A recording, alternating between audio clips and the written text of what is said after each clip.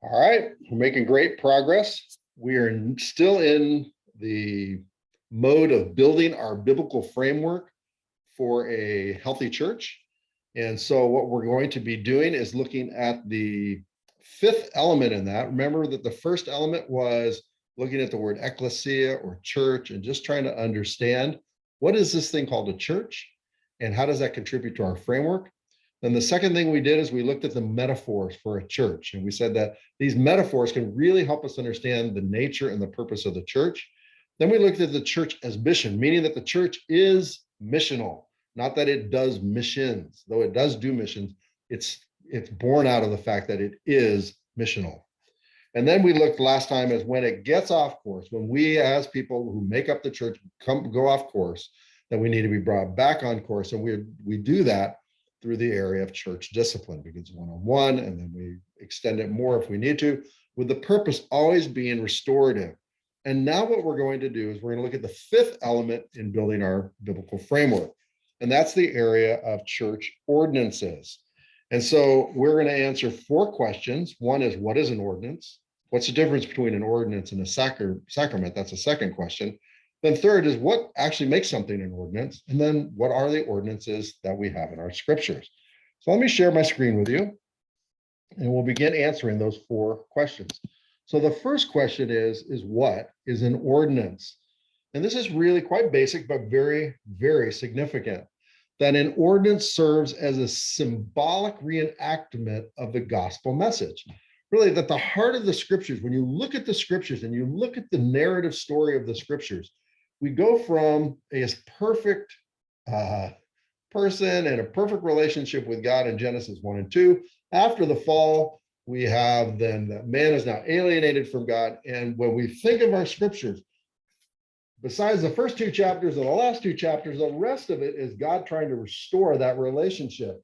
And so when we think about just how significant the redemptive story is and how it works its way from Genesis all the way through Revelation, it shouldn't surprise us that we have these things called ordinances, which are symbolic reenactments of the gospel message.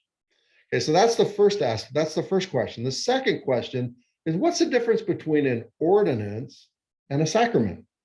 Well, a sacrament often is a means of grace, okay, that the worshiper performs a certain rite and you get divine blessing or some kind of, what do you call it, an act of grace that God is going to do through that.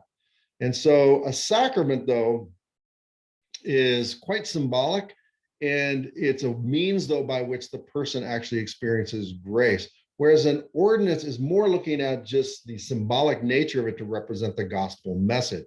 It's not bestowing upon the person any type of grace. And then finally, what makes something an ordinance? Because we're not going to deal with the issue of sacraments, whether or not the ordinances we're going to look at bestow grace, okay? We're more trying to understand what's the difference between an ordinance and a sacrament. And so then the third question is, what makes something an ordinance? And there's really three elements to an ordinance. The first is that it was instituted by Christ himself, right? And so Matthew 28:18-20, he says, in your going, in your baptizing, and your teaching how to obey, make disciples. And so it's definitely an ordinance that was started by Christ. Then second is that it was taught by the apostles. And then third, that it was practiced by the early church and continues to be practiced today.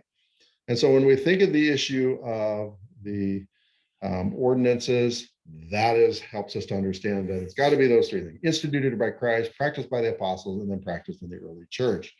And then finally, we get to the final question, which is, what are the ordinances that we practice? And there are two. The first one is baptism, right? And we're not going to get into whether you sprinkle or you completely dip. But the issue is that ordinance reenacts the gospel message by this, right? It's showing you that when a person comes to Christ, that the old self has died, the person goes underwater, and when the person comes up, that they're renewed. The ordinance itself does not bring about salvation. It simply is a reenactment of what took place when a person is saved. When you come to Christ, the old you dies, that's you going underwater. When you come up, there's a new you, you're a new creation, a new person in Christ, okay? The second ordinance that we practice is the ordinance of the Lord's Supper, right? Again, this is a fascinating walkthrough. You can actually just go from the story in Genesis chapter 1 of man and the woman in the garden, and that God has a personal relationship with them. And after the fall, though, he then institutes a way for man to begin to be restored.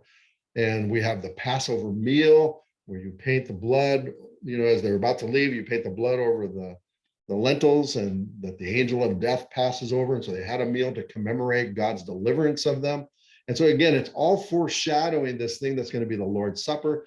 Jesus has his last Lord's Supper with his disciples, and it moves from the Lord's Supper to what we now call communion, where we remember what he has done for us, that he died that we could have new life, and that he rose from the death, giving us that new life and showing us that we too will have a future resurrection. And so when we drink of that cup, that is what we're celebrating, is what Christ has done in us and for us, and what he can do through us. And so those are the two ordinances. And so we've looked at the four questions. What is an ordinance? What is the difference between an ordinance and a sacrament? What makes something an ordinance? And then what are the ordinances? Now, what you want to do is you want to say, okay, how is my church doing in this area? Okay, because you want to come up and say, okay, well, here's another element of the framework. I'm going to use that framework to then create an assessment tool, and then I'm going to assess my church in the area of these ordinances. And so I'm going to leave it at this. I know it's very at the level of principle, but I want you to have the freedom to think through how this is going to fit into the framework that you are creating to do an analysis, a dimensional analysis of your own church. So I hope this has helped. And this is our step 5 in laying the foundations for a biblical framework. And in our next video, we'll look at the 6th one. So enjoy.